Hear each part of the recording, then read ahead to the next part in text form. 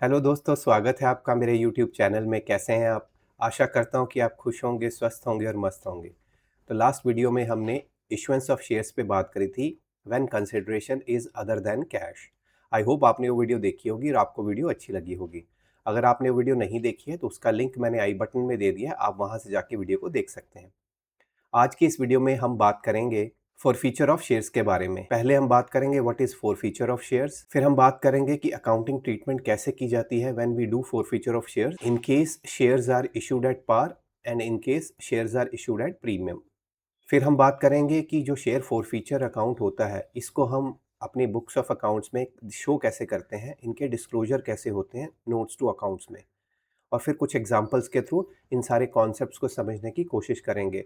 तो मैं आशा करता हूँ कि आपको ये वीडियो अच्छी लगेगी, आपको कुछ सीखने को मिलेगा। तो दोस्तों, आपसे रिक्वेस्ट है, अगर आपको ये वीडियो अच्छी लगे तो वीडियो को लाइक कर दीजिएगा, शेयर कर दीजिएगा और चैनल को सब्सक्राइब कर लीजिएगा।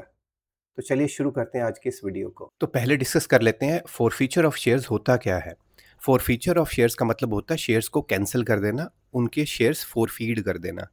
ये तब हो सकता है, ऑब्वियस सी बात है, जब हमें पेमेंट ना मिले। हमें मतलब जब कंपनी शेयर्स इशू करती है, हमने पढ़ा कि उसको अलग अलग फेजेस में डिमांड की जाती है पैसे के लिए। तो सपोज़ किसी फेज़ के बाद वो अपने पैसे जो उससे ड्यू है वो नहीं देता है, हमारा शेयर होल्डर। तो उस केस में कंपनी के पास राइट होता है कि वो उन शेयर्स को कैंसिल कर सकता है और उसने जितने भी पैसे दिए हैं उन सबको फोरफीड कर सकता है। ठीक है, शेयर्स कैंसिल हो जाते हैं और बाद में कंपनी उन शेयर्स को किसी और को इशू कर सकती है। तो इसको हम कहते हैं forfeiture of shares. Now it may happen that some share holders fail to pay one or more instalments like allotment money and or call money. ठीक है, तो जैसे अभी हमने बात करी, एक या एक से ज़्यादा इंस्टॉलमेंट्स अगर पे नहीं कर पाते हैं, in such circumstances the company can forfeit their shares, that is cancel their allotment and treat the amount already received thereon as forfeited to the company within the framework of the provisions in its articles। तो ये जो हमने बात करी कि अगर वो payment नहीं कर पा रहा है तो उसके शेयर्स कैंसिल हो सकते हैं और उसने जितना भी पैसा अब तक दिया है वो सारा फोरफीड हो जाएगा कंपनी को। ये सब हमारे आर्टिकल्स के अंदर मैंशनड होता है।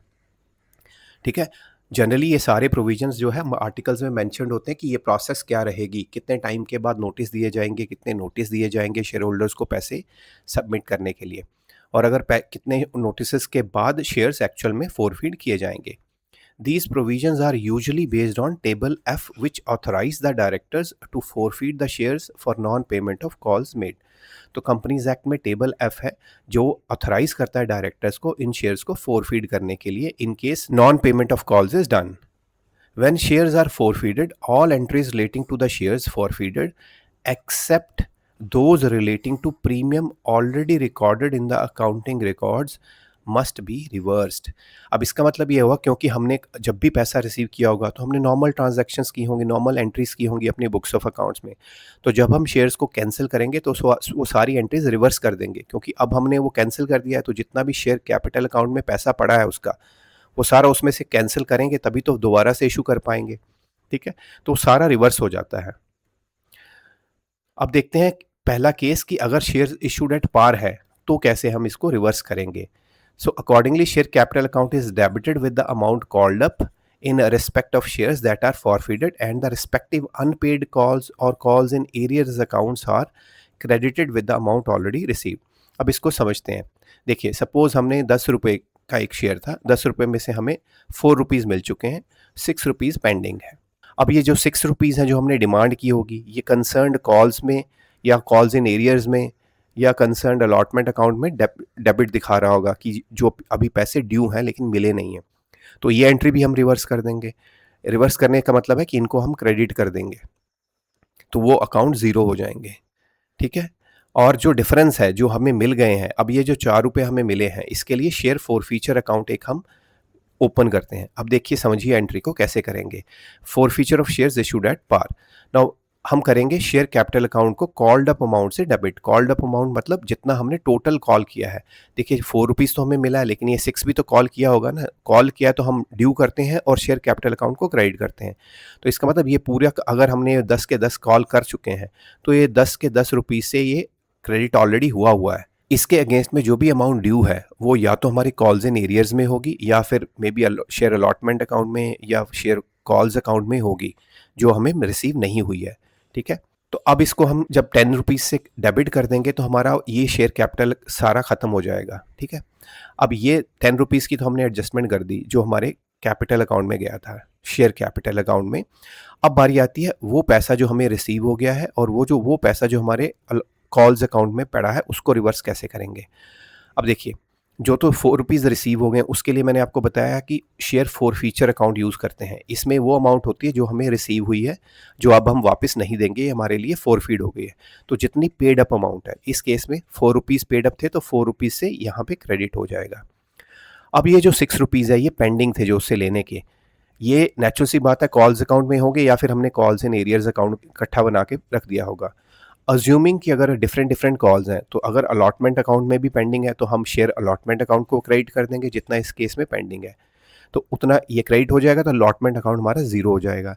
सिमिलरली शेयर कॉल्स अकाउंट भी हमने डेबिट कर रखा होगा जितनी अमाउंट हमारी पेंडिंग है कॉल्स के ऊपर, तो उसी अमाउंट को हम फिर से जितनी जितनी कॉल्स हैं, एक है तो एक, दो है तो दो, तीन है तो तीन, इंडिविजुअली सभी कॉल्स को क्रेडिट कर देंगे रिस्पेक्टिव अमाउंट से। तो जितना कॉल्स अमाउंट रिफ्लेक्ट कर रही हैं उतना उनका अकाउंट भी क्लोज हो जाएगा। तो इससे हमारे सारे अकाउंट क्लोज हो जाएंगे और जो हमने शेयर्स इशू किए थे वो कैंसिल हो जाएंगे।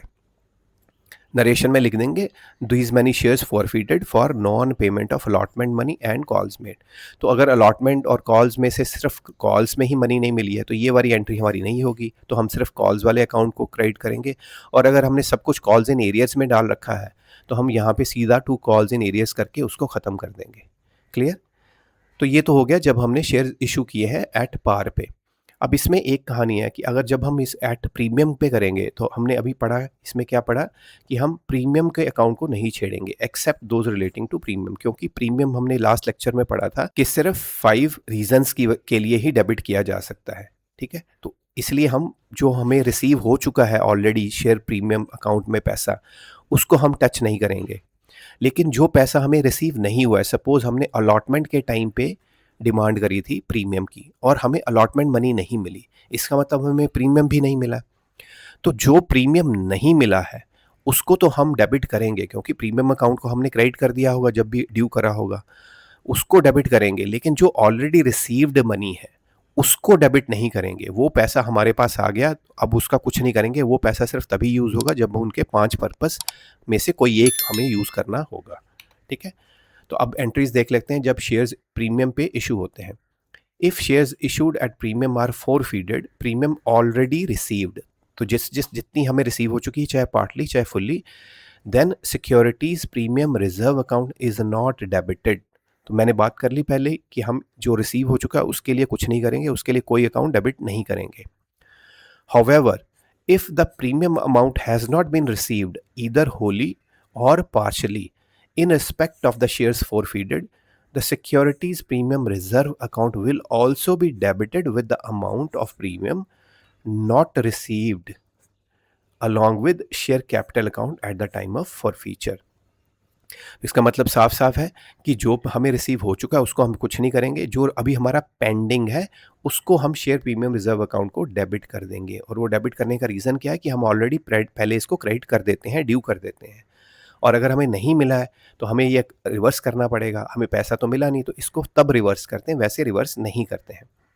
This will usually be the case when even the amount due on allotment has not been received. तो usually क्यों कह रहा है कि ये केस होगा जब allotment नहीं मिली, क्योंकि normally हमने पढ़ा था कि जो हमारा प्रीमियम होता है वो हम allotment के टाइम पे डिमांड करते हैं। तो अगर allotment के टाइम पे हमें पैसे मिल गए फिर तो ये कहानी ख़त्म हो जाएगी प्रीमियम की, क्योंकि हमें पैसे मिल गए, कॉल्स नहीं आ रही हैं, कॉल्स का पैसा नहीं आ रहा है, तो उस कंसर्न्ड अकाउंट डेबिट हो जाएंगे। लेकिन प्रीमियम हमें मिल गया। लेकिन अगर हमें अलॉटमेंट ही नहीं मिली, इसका मतलब हमें प्रीमियम अकाउंट ही नहीं मिला है। और अगर हमारे पास एप्लीकेशन अकाउंट के साथ कुछ एक्स्ट्रा अमाउंट आई थी तो सिर्फ उतना ही हम एडजस्ट कर पाए होंगे। तो जो पेंडिंग है उसको डेबिट करेंगे, जो रिसीव हो गया उसको कुछ नहीं करेंगे। Clear?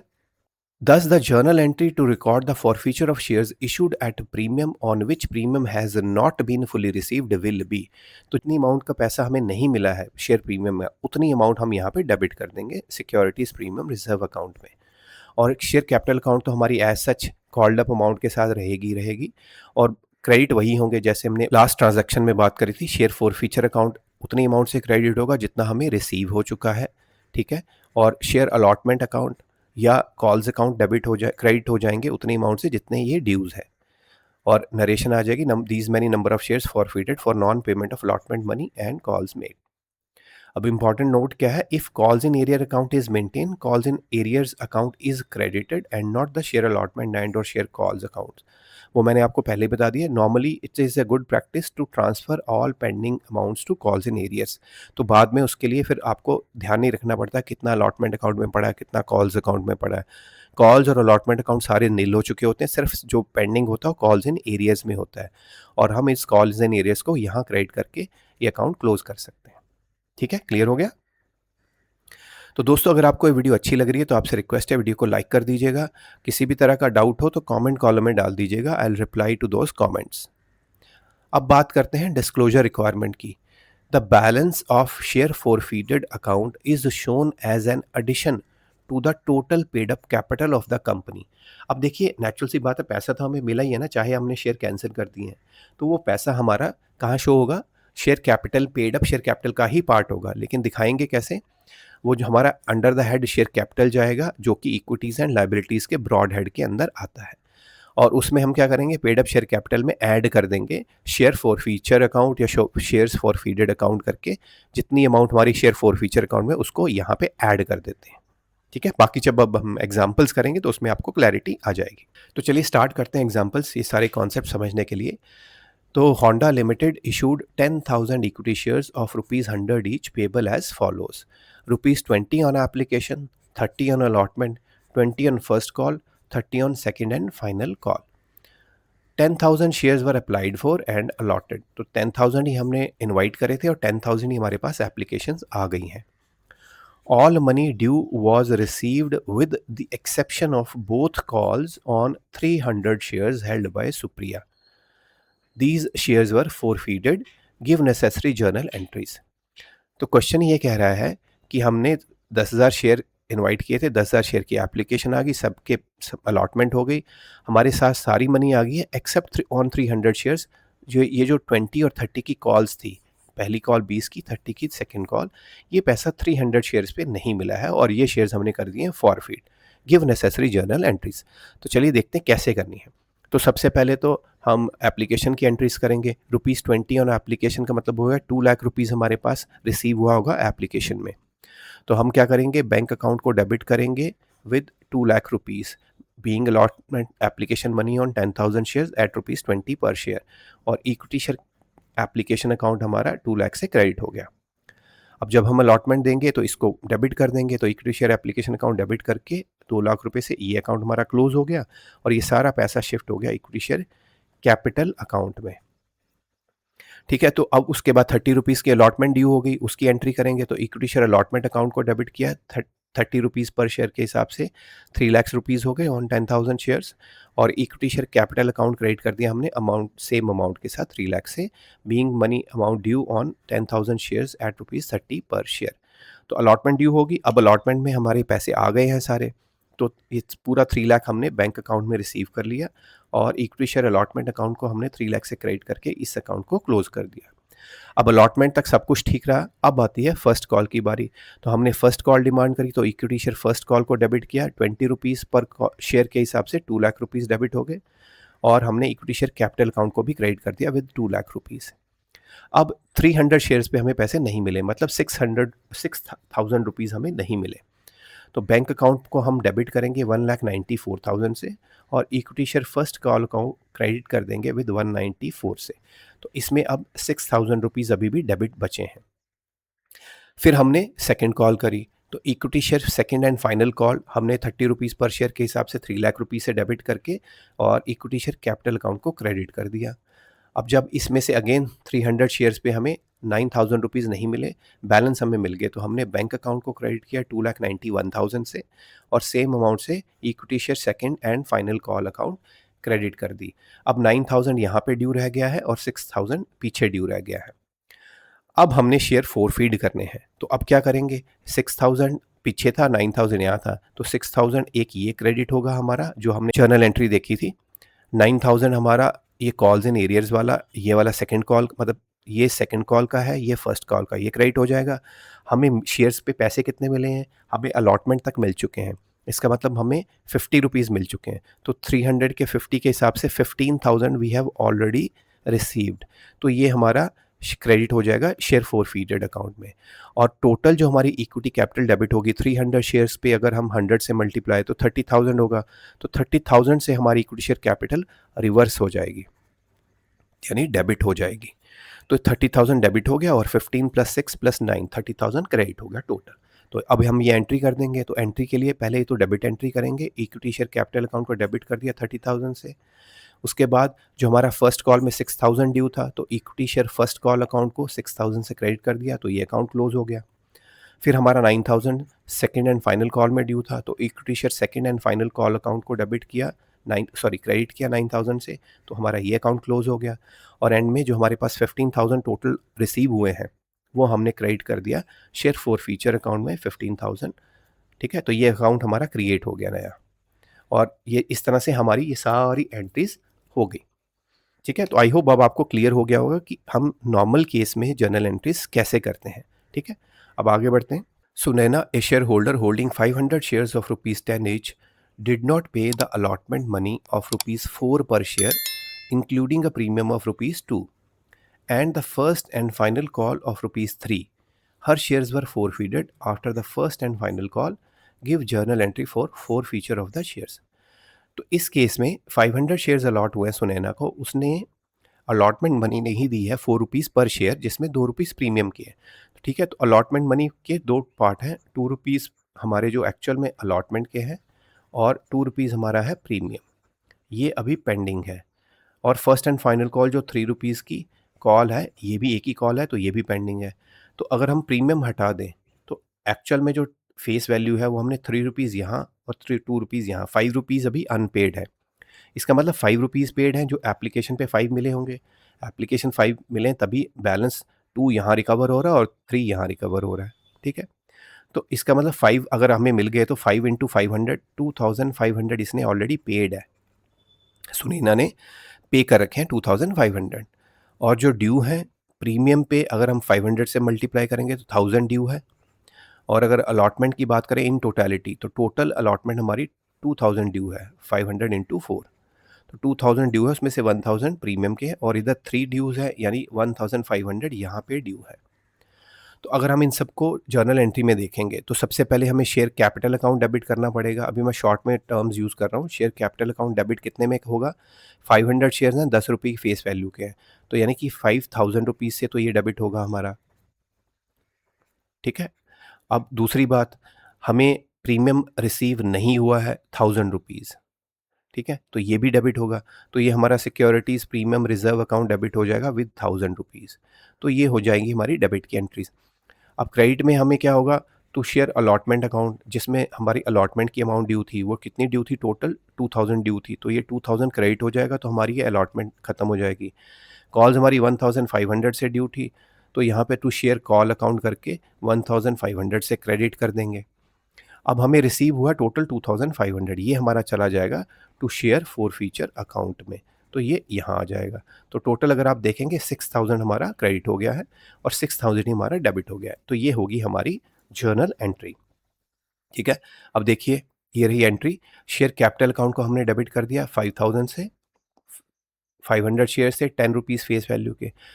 Securities premium reserve account को हमने डेबिट कर दिया 1,000 से, क्योंकि ये अभी हमें प्रीमियम रिसीव नहीं हुआ है, तो ये हमने ऑलरेडी क्रेडिट कर दिया होगा बुक्स में एक्चुअली, तो इसको रिवर्स कर दिया। और फिर शेयर अलॉटमेंट अकाउंट में हमारे 2,000 रुपये हमें हमारे ड्यू थे, वो हमने रिवर्स कर दिए, क्रेडिट कर दिए, तो ये एंट्री कैंसिल हो गई। Share first and final call में 1,500 क्रेडिट कर दिए, तो ये भी एंट्री कैंसिल होगी।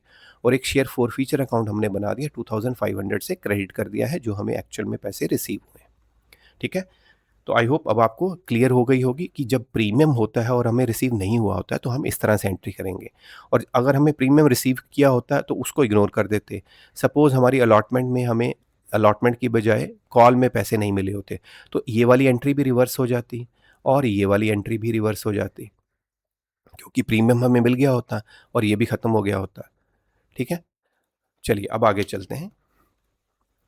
Ashok Limited issued 3 lakh equity shares of rupees 10 each at a premium of rupees 2 per share. Payable rupees 3 on application, rupees 5 on allotment including premium. तो यानी कि इसका जो ब्रेकअप है वो है 3+2, थ्री रुपीज़ फेस वैल्यू के डिमांड कर रहे हैं, 2 रुपीज़ प्रीमियम के डिमांड कर रहे हैं. तो 3+3 6 हो गया and the balance in 2 equal installment, 2 calls of equal amount, यानी कि 2+2 की 2 कॉल्स आ जाएंगी. तो 3 इधर आ गया एप्लीकेशन पे, 2 हमारा अलॉटमेंट पे रिसीव कर लिया हमने, plus 2 rupees as a premium, और 2 रुपीज़ की फर्स्ट कॉल, 2 रुपीज़ की सेकेंड एंड फाइनल कॉल, तो 10 रुपीज़ हमारे हो गए. Applications were received for 4 lakh shares. हमने 3 लाख शेयर्स की एप्लीकेशन मंगाई थी, हमारे पास 4 लाख शेयर्स की आ गई हैं. And pro rata allotment was made to all the applicants. अब हमने सभी की एप्लीकेशंस ओके करके सबको प्रो राटा अलॉटमेंट कर दी, यानी 4 लाख शेयर होल्डर्स जिन्होंने अप्लाई करे थे शेयर्स को, उन सबको 3 लाख शेयर्स मिल चुके हैं. The excess application money was adjusted towards allotment. तो जो एक्सेस एप्लीकेशन मनी थी हमारे पास, वो हमने अलॉटमेंट में एडजस्ट कर दी. एप्लीकेशन एक्सेस कितनी होगी, 1 लाख रुपीज़, 1 लाख शेयर्स हमारे पास एक्स्ट्रा एप्लीकेशन आई थी, और 3 रुपीज़ एप्लीकेशन, यानी 3 लाख रुपीज़ की हमारी एडजस्टमेंट होगी अलॉटमेंट अकाउंट में. Mukesh who was allotted 800 shares failed to pay both the calls and his shares were forfeited after the second call. अब देखिए, मुकेश ने 800 शेयर्स अलॉट हुए हैं मुकेश को, वो ये जो 2 और 2 रुपए की 2 कॉल्स थी, ये दोनों के पैसे नहीं दे पाया और एंड में इसके शेयर्स जो हैं फोरफीड कर दिए गए हैं. Record necessary journal entries in the books of Ashok limited and also show the balance sheet. तो ये एक कंप्लीट क्वेश्चन है जिसमें हम बैलेंस शीट भी देखेंगे, जर्नल एंट्रीज भी देखेंगे. तो चलिए स्टार्ट करते हैं. सबसे पहले एप्लीकेशन की अमाउंट देखते हैं. 4 लाख शेयर्स के लिए एप्लीकेशन आई है और 3 रुपीज़ पर शेयर, यानी 12 लैक्स हमें रिसीव हुआ है. तो 12 लैक्स हमारी एप्लीकेशन मनी हो जाएगी, तो उसको पहले रिसीव करने की एंट्री करेंगे. सो बैंक अकाउंट को डेबिट कर देंगे विद 12 लाख रुपीज़, और इक्विटी शेयर एप्लीकेशन अकाउंट हमारा क्रेडिट हो जाएगा with 12 lakh rupees. Application money received on 4 lakh shares at rupees 3 पर शेयर. अब इसकी अलॉटमेंट करेंगे. अब अलॉटमेंट में हमने कहा कि बैलेंस जो एक्स्ट्रा पैसे हैं वो सारे एडजस्ट हो गए शेयर अलॉटमेंट में. तो अभी हमने डिस्कस किया कि 3 लाख हमारे शेयर अलॉटमेंट अकाउंट में एडजस्ट हो जाएंगे. तो इक्विटी शेयर एप्लीकेशन को हमने, इक्विटी शेयर एप्लीकेशन अकाउंट को 12 लाख से डेबिट करके ये अकाउंट क्लोज कर दिया.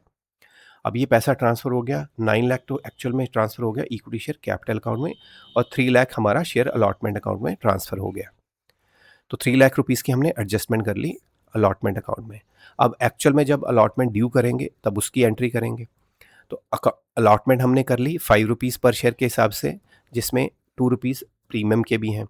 तो इक्विटी शेयर अलॉटमेंट अकाउंट हमारा डेबिट हो जाएगा 15 lakh, 3 lakh multiplied by 5 rupees पर शेयर. उसमें से 3 रुपीज़ हमारे एक्चुअल में इक्विटी शेयर कैपिटल के अकाउंट में क्रेडिट होंगे, तो equity share capital account credit हो जाएगा विद 9 लाख रुपीज़ 3 रुपीज़ पर शेयर के हिसाब से, और 2 रुपीज़ पर शेयर के हिसाब से हमारा securities premium reserve account credit हो गया. तो हमने सारी अमाउंट ड्यू कर ली. अब हमें ये सारा पैसा मिल गया है, तो हमने क्या करना है, 3 लाख हमारे पास ऑलरेडी एडवांस में आ चुका था, बाकी 12 लैक्स हमारा ड्यू था, वो हमें सारा मिल गया. तो बैंक अकाउंट डेबिट हो गया 12 लैक्स के साथ, और equity share allotment account credit हो गया 12 लैक्स के साथ. तो इससे हमारा ये अकाउंट भी क्लोज हो गया.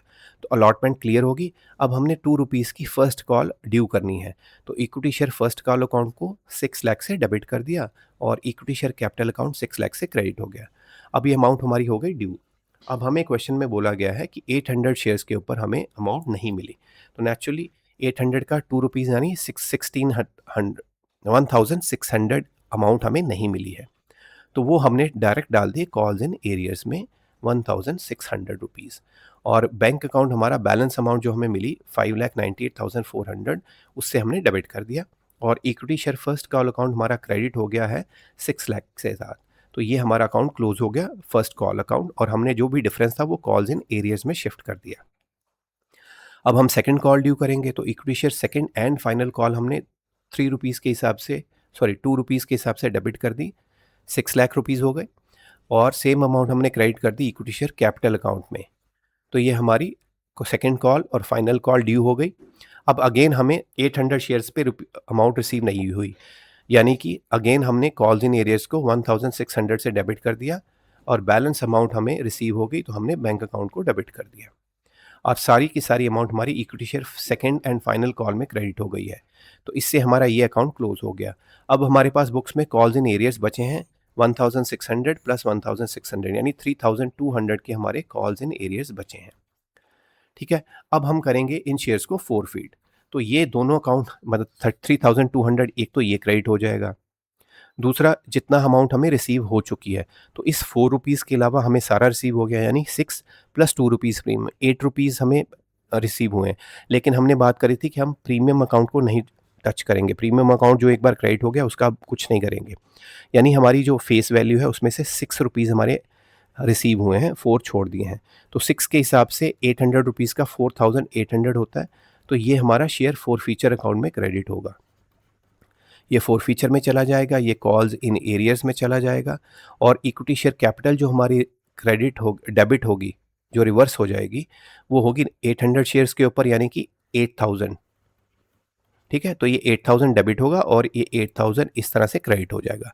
अब हम ये एंट्री कर लेंगे। तो देखिए, इक्विटी शेयर कैपिटल अकाउंट हमने 8000 से डेबिट कर दिया, हमारी एंट्री रिवर्स हो गई कैपिटल की, और शेयर फोर फीचर अकाउंट में हमारे पास 4800 थे, वो हमने क्रेडिट कर लिए, और कॉल्स इन एरियर्स में 3200 थे, वो हमने रिवर्स कर लिए। ठीक है, अब आगे बात करते हैं कि बैलेंस शीट कैसे बनेगी। तो देखिए, बैलेंस शीट में हमारे पास, ये अभी हमने बैलेंस शीट स्टडी नहीं करी है कि कंपनी अकाउंट्स की बैलेंस शीट्स कैसे बनती है, हम आने वाले लेक्चर्स में डिस्कस करेंगे। फिलहाल के लिए आप देख लीजिए कि हम इसको डिस्क्लोज कैसे करते हैं। तो पहला उसका हेडिंग होता है इक्विटी एंड लायबिलिटीज, उसके अंदर शेयर होल्डर्स फंड्स आते हैं। तो उसमें शेयर कैपिटल एक होती है, तो शेयर कैपिटल में हमारी अमाउंट ट्रांसफर होगी 29,96,800। ये हमने नोट नंबर 1 में दिया है। अभी आप सिर्फ देखिए डिस्क्लोज कैसे करते हैं। फिर हमारा सेकंड आता है reserves and surpluses. Reserve and surplus note 2 में दिया है, और उसमें अमाउंट क्रेडिट होगी 6 लाख। और फिर नंबर 2 पे आते हैं एसेट्स, जिसमें पहले होते हैं करंट एसेट्स, उसमें एक कैटेगरी होती है कैश एंड कैश इक्विवेलेंट्स। तो इस सारी एंट्रीज में हमें कैश रिसीव हुआ है, यानी बैंक में पैसा रिसीव हुआ है, तो ये वो बैंक की अमाउंट आ जाएगी।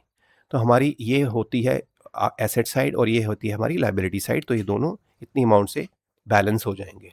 अब इनके इंडिविजुअल देख लेते हैं कि शेयर कैपिटल अकाउंट में ये अमाउंट कहाँ से आई। तो ये है नोट्स टू अकाउंट्स, जिसमें डिटेल होगी।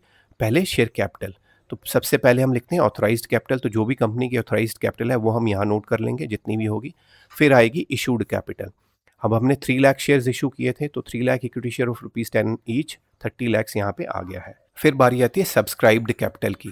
Subscribed and fully paid up, अब इसमें से 2,99,200 इक्विटी शेयर्स ऐसे हैं जिसपे हमें सारे पैसे मिल चुके हैं, तो उसके ₹10 के हिसाब से 29,92,000 यहाँ आ गया।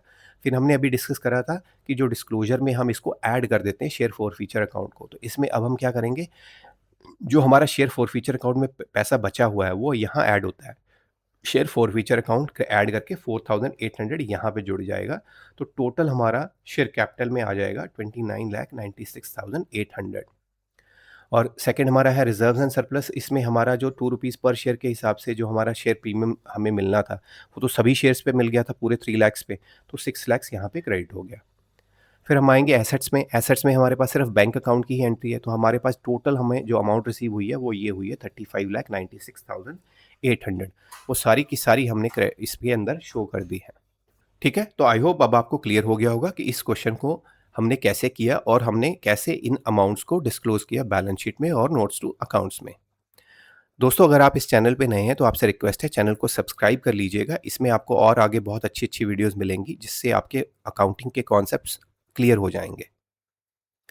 अब चलते हैं आज की नेक्स्ट एग्जाम्पल की तरफ। X limited issued for public subscription 40,000 equity shares of ₹10 each at a premium of ₹2 पर शेयर पेबल एज अंडर। तो ₹10 फेस वैल्यू के शेयर है, ₹2 पर शेयर हमारा प्रीमियम है। तो एप्लीकेशन पे ₹4 पर शेयर, अलॉटमेंट में 5 पर शेयर इंक्लूडिंग प्रीमियम। यहाँ पे मतलब 3 प्लस ₹2 प्रीमियम हमारा आ जाएगा। और एंड ऑन कॉल ₹3, मतलब सिंगल कॉल होगी, 4 यहाँ पे, 3 यहाँ पे और 3 यहाँ पे, 10 हमारी फेस वैल्यू रिसीव हो जाएगी। Applications were received for 60,000 shares, हमने 40,000 के लिए मंगाई थी, हमें 60,000 शेयर्स की एप्लीकेशन आ गई है। Allotment was made pro rata to the applicants for 48,000 shares. तो 60,000 एप्लीकेशन आई है, उसमें से 48,000 को हमने टोटली अलॉटमेंट कर दी है प्रो राटा बेसिस पे, यानी कि 12,000 जो एप्लीकेशन है, 12,000 शेयर्स की एप्लीकेशंस वो हमारी हो गई हैं रिजेक्ट। ये पैसा चला जाएगा वापस। The remaining applications being rejected, money over paid on application was applied towards sum due on allotment. तो जो एक्स्ट्रा पैसा, ये जो 12,000 शेयर्स का एक्स्ट्रा हमारे पास आ गया, ये हमने अलॉटमेंट अकाउंट में एडजस्ट कर दिया। Shri Chitnis, to whom 1,600 shares were allotted, failed to pay the allotment money, and Sri Jagdale, to whom 2,000 shares were allotted, failed to pay the call money। तो दो लोग हैं, चिटनिस हैं, मिस्टर चिटनिस, उन्होंने 1,600 शेयर्स उनको अलॉट हुए हैं, वो अलॉटमेंट अमाउंट नहीं दे पाए हैं।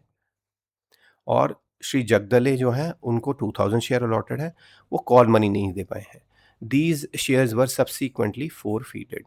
अब इसमें एक क्लैरिटी आपको होनी चाहिए कि अगर उसने अलॉटमेंट मनी नहीं दी है और ये शेयर कैंसिल हुए, इसका मतलब उसने आगे का कोई भी पैसा नहीं दिया है। यानी श्री चिटनिस ने हमें सिर्फ एप्लीकेशन मनी दी है, बाकी कुछ नहीं दिया है। और ये जो श्री जगदले हैं, इन्होंने हमें अलॉटमेंट अमाउंट तक सारी अमाउंट दे दी है और कॉल जो 3 रुपीज़ हैं वो नहीं दी है।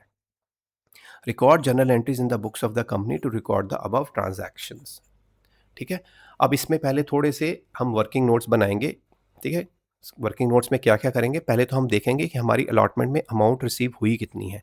उसके लिए सबसे पहले हम देखेंगे हमारी अमाउंटमेंट ऑन अलॉटमेंट ड्यू है कितनी। तो अगर आप देखोगे 40,000 शेयर्स हैं और ₹5 पर शेयर है, तो 2 लाख रुपीज़ है, जिसमें प्रीमियम भी है। तो सबसे पहले 40,000 एंड ₹5 पर शेयर, 2 लाख जो है वो हमारी अलॉटमेंट ड्यू है ना। उसमें से हमारे पास जो एक्सेस एप्लीकेशन आई है वो कितनी आई है, पहले वो देखेंगे, ताकि हमें ये पता चल सके एक्चुअल में हमें रिसीव कितने होने हैं। 12,000 हमने रिजेक्ट कर दी, 48,000 शेयर जिन्होंने अप्लाई किए हैं उनको हमने 40,000 शेयर इशू किए, यानी कि 8,000 शेयर्स की एक्स्ट्रा मनी आई होगी। 4 रुपीज़ के हिसाब से 32,000। ठीक है, तो जो एक्सेस एप्लीकेशन हमारी है वो है 8,000 इंटू 4, तो 32,000 हमारे पास ऑलरेडी आ गई, जो कि हमने एडजस्ट कर दी अलॉटमेंट में। तो 2 लाख में से 32 एडजस्ट हो जाएगा, तो एक्चुअल में 1,68,000 ही ड्यू है जो हमें मिलनी है अलॉटमेंट में। अब इसमें से हमें बात करी है कि चिटनिस ने अलॉटमेंट मनी हमें नहीं दी है ऑन 1,600 शेयर्स। अब 1,600 शेयर्स पे पैसा नहीं आया है, लेकिन इसमें से कुछ तो एडजस्ट हो चुका होगा। ठीक है, तो वो कैसे कैलकुलेट करेंगे कि हमें ये देखना पड़ेगा इसने शेयर्स कितने अप्लाई किए थे। अब समझिए, जिन्होंने 48,000 शेयर्स अप्लाई करे थे तो उनको 40,000 शेयर्स मिले थे इन टोटलिटी। तो अगर इसको 1,600 शेयर अलॉट हुए हैं, इसका मतलब इसने कुछ ज़्यादा अप्लाई किए होंगे। तो वो किस रेशियो में हमारी अलॉटमेंट हुई है, 48-40 में। तो यानी कि हम क्या करेंगे, 1,600 को मल्टीप्लाई कर देंगे 48 से और डिवाइड कर देंगे 40 से, तो इससे ये पता चल जाएगा कि इसने कितने शेयर अप्लाई किए थे। ठीक है, तो अगर आप इसको सॉल्व करेंगे तो ये आपका आ जाएगा 10, ये 12, ये आपका 5, ये आ गया 6। ठीक है, तो यानी कि आपके आ गए 9,600 divided by 5, which would come out to be 1,920 shares. ठीक है, तो ये हमने यहाँ पे करी है। देखिए, according to the ratio of pro rata distribution 40,000 is to 48, for 1,600 shares to be allotted, Chitnis must have applied for 16,000 multiplied by 6 divided by 5, 1,920 shares. तो इतने शेयर्स अप्लाई किए होंगे, तो 1,920 शेयर्स अप्लाई किए हैं और 1,600 शेयर्स एक्चुअल में उसको अलॉट हुए हैं। यानी उसने 320 शेयर्स की एक्स्ट्रा एप्लीकेशन दी होगी, उस पर 4 रुपीज़ एक्स्ट्रा मिले होंगे। तो 1,280 हमारा एडजस्ट हो चुका है। और इसने एक्चुअल में देने कितने थे, 5 रुपीज़ तक की थी अलॉटमेंट। तो 1,600 मल्टीप्लाइड बाय 5, 8,000 इसने देने थे, उसमें से 1,280 ऑलरेडी एडजस्टेड थे। तो जो अमाउंट ड्यू है वो है 6,720, जो हमें रिसीव नहीं हुई है। ठीक है, तो इसके अलावा बाकी सारा रिसीव हो गया हमारा अलॉटमेंट में, यानी 168 माइनस 6,720 एक्चुअल में रिसीव हुई है। तो 1,68,000 जो कि ड्यू थी, और उसमें से जो चिटनिस ने नहीं दी है 6,720, तो हमारे एक्चुअल में जो अमाउंट रिसीव हुई है वो हुई है 1,61,280। तो ये हमारी जर्नल एंट्री के टाइम पे हमें ये वैल्यू चाहिए थी। अब दूसरा हम एंट्री करेंगे कि ये शेयर फोरफीडेड अकाउंट में कितनी अमाउंट जाएगी। तो पहले चिटनिस की बात कर लेते हैं। चिटनिस के केस में हमने सिर्फ जो एप्लीकेशन मनी है, ये 1,920 इंटू 4 हमें एक्चुअल में रिसीव हुआ था। ठीक है, तो 1,920 इंटू 4 7,680 ये रिसीव हुआ है हमें चिटनिस से। और दूसरी तरफ जो श्री जगदले थे, जगदले की तरफ से हमें कॉल्स रिसीव नहीं हुई हैं। तो मतलब कॉल रिसीव नहीं हुई मतलब ये 3 रुपीज़ रिसीव नहीं हुए, 7 रुपीज़ रिसीव हो गए और उसका प्रीमियम भी रिसीव हो गया। तो प्रीमियम रिसीव हो गया तो उसको तो इग्नोर कर देंगे। 7 रुपीज़ की जो कॉल रिसीव हुई हैं वो पैसा हमारा शेयर फोर फीचर में जाएगा। तो इसका आ जाएगा 7 रुपीज़ पर शेयर। 7 रुपीज़ पर शेयर के हिसाब से 2000 शेयर ये हम रिसीव कर चुके हैं। तो जो टोटल अमाउंट हमारी रिसीव होगी शेयर फोरफीडेड अकाउंट में वो होगी 21,680। ठीक है। नोट में क्या लिखा है, प्रीमियम अमाउंट ऑन जगदलेज shares will not be taken into consideration as it has been received in full by the company. तो हम बात कर चुके हैं। तो अब हम जर्नल एंट्रीज बना सकते हैं। हमारे पास ये शेयर फॉर फ्यूचर अकाउंट की भी एंट्री आ चुकी है और हमें जो एक्चुअल में अलॉटमेंट रिसीव हुई है वो भी एंट्री आ चुकी है। अब करते हैं जर्नल एंट्रीज। तो सबसे पहले एप्लीकेशन अमाउंट की एंट्री करेंगे। 60,000 एप्लीकेशन हमें रिसीव हुई थी 4 रुपीज़ पर शेयर के हिसाब से। तो बैंक अकाउंट हमारा डेबिट हो जाएगा 2,40,000 से और सेम अमाउंट से हम equity share application account credit कर देंगे। अब अलॉटमेंट के टाइम पे हमने इसको एडजस्ट करना है। तो पहले तो एप्लीकेशन अकाउंट एज सच पूरा डेबिट हो जाएगा, तो ये अकाउंट हमारा क्लोज हो जाएगा। अब एक्चुअल में हमने तो जो डिमांड करी है फेस वैल्यू वो करी है 4 रुपीज़, यानी कि 40,000 इंटू 4 1,60,000 हमारा इक्विटी शेयर कैपिटल अकाउंट में जाएगा। तो ये इक्विटी शेयर कैपिटल अकाउंट हमारा क्रेडिट हो गया 1,60,000 से। अब जो हमने इक्विटी शेयर अलॉटमेंट अभी हमने पढ़ा था कि 32,000 हमारा एडजस्ट हुआ है अलॉटमेंट में, तो 32,000 हमने एडजस्ट कर दिया अलॉटमेंट में और बैलेंस 48,000 जो है ये रिवर्स हो जाए, मतलब वापस चला जाएगा जिन लोगों की एप्लीकेशन हमने रिजेक्ट करी थी। तो एप्लीकेशन हमने रिजेक्ट करी थी 12,000 की, तो 12,000 मल्टीप्लाइड बाय 4, तो 48,000 रिजेक्ट हो गए। सो 48,000 हमने रिफंड करने हैं, तो ये 48,000 हो गए आपके बैंक अकाउंट में रिफंड, क्रेडिट कर दिया हमने, तो ये चला गया। ठीक है। अब हमारी एप्लीकेशन क्लियर हो गई। अब हमें अलॉटमेंट पे अमाउंट ड्यू करनी है और रिसीव करनी है। तो अलॉटमेंट पे हमारी जो ड्यू होगी वो 5 रुपीज़ पर शेयर के हिसाब से होगी, जिसमें 2 रुपीज़ प्रीमियम के भी हैं। तो equity share allotment account 40,000 multiplied by 5, 2 lakh से हमने डेबिट कर दिया। ठीक है। अब इसमें से 3 रुपीज़ के हिसाब से शेयर कैपिटल अकाउंट होगा क्रेडिट, तो शेयर कैपिटल अकाउंट हमने क्रेडिट कर दिया 1,20,000 3 रुपीज़ के हिसाब से, और बैलेंस 2 रुपीज़ के हिसाब से हमने सिक्योरिटीज प्रीमियम रिजर्व अकाउंट को क्रेडिट कर दिया विच इज़ 80,000। ठीक है। अब हमने जो अभी वर्किंग नोट्स में बनाया था कि हमने कितने रिसीव एक्चुअल में अमाउंट रिसीव हुई है वो हुई है 1,61,280।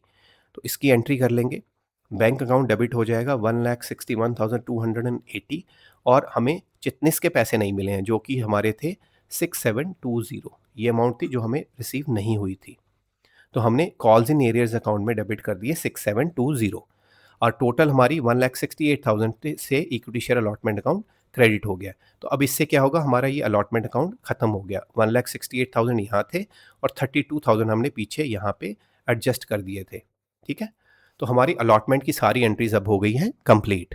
अब हम जो कॉल है उसको ड्यू करेंगे। तो इक्विटी शेयर इसमें हम लिखेंगे equity share first and final call account debit कर देंगे विद 1,28,000 से 3 रुपीज़ पर शेयर के हिसाब से, और इक्विटी शेयर कैपिटल अकाउंट को सेम अमाउंट से क्रेडिट कर देंगे।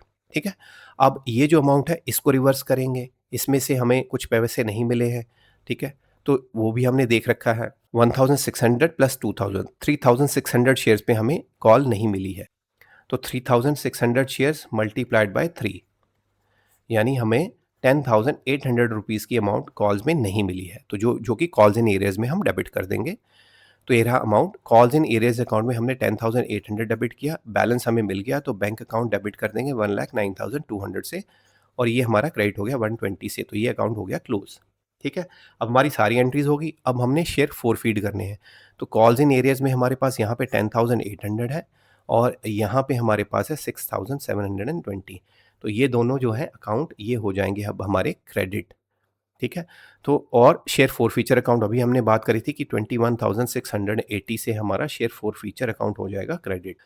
ठीक है। तो शेयर फोर फीचर अकाउंट हमने क्रेडिट कर दिया 21,680 से, और कॉल्स इन एरियर्स अकाउंट कर दिए। तो ये अकाउंट हमारा क्लोज हो गया, ये क्रिएट हो गया। इधर इक्विटी शेयर कैपिटल अकाउंट 3,600 पे 36,000 रिवर्स हो जाएगी, और बैलेंस जो है ये 3,200, ये उसका चिटनिस ने जो हमें प्रीमियम नहीं दिया 3,200 का, उतनी अमाउंट से हमने इसको डेबिट कर दिया है। ये हमने कैसे कैलकुलेट किया, 1,600 शेयर्स पे हमें 2 रुपीज़ पर शेयर के हिसाब से प्रीमियम मिलना था जो हमें अलॉटमेंट में नहीं मिला। इसमें आपको एक चीज़ का ध्यान रखना है, जब भी हम अलॉटमेंट मनी एडजस्ट करते हैं तो हम इक्विटी कैपिटल अकाउंट में एडजस्ट करते हैं, और अगर उससे एक्सेस मनी हो तब जाके हम प्रीमियम में एडजस्ट करते हैं। ठीक है। तो आई होप अब आपको ये सारे क्वेश्चन अच्छे से आ गए होंगे कि जब हम शेयर फोरफीड करते हैं तो अलग अलग सर्कमस्टांसेस में हम एंट्रीज कैसे करते हैं। तो आज के हमने इस लेक्चर में डिस्कस किया कि शेयर फॉरफीचर अकाउंट क्या होता है, शेयर कैसे फॉरफीड किए जाते हैं। हमने जर्नल एंट्रीज बात करी कि शेयर्स अगर इस पार पे इशू हो तो कैसे एंट्री करते हैं, और अगर प्रीमियम पे इशू हो तो कैसे एंट्रीज करते हैं। और फिर शेयर फॉरफीडेड अकाउंट को हम बैलेंस शीट में और नोट्स टू अकाउंट में कैसे दिखाते हैं, ये भी हमने डिस्कस किया।